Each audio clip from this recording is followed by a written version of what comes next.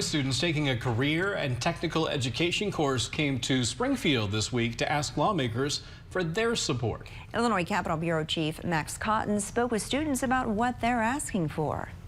Skills USA is a nationwide student organization connecting career and technical education students with career opportunities. We support about 130 different career opportunities, anything from manufacturing to construction, healthcare, carpentry, cosmetology, robotics, public safety, you name it, we've got a career field that we support. In Illinois, Hill says Skills USA serves about 10,000 students. Argo Community High School seniors Jocelyn Rodales and Allie Coker are two Skills USA members. They spent Wednesday at the Illinois State Capitol talking to lawmakers. It's definitely a new experience.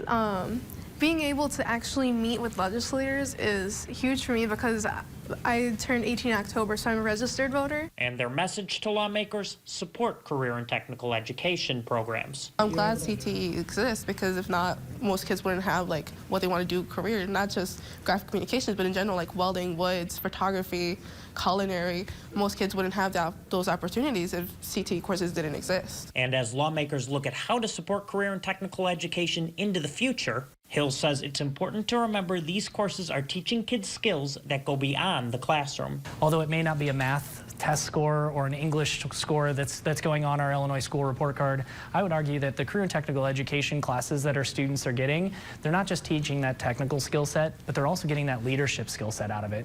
In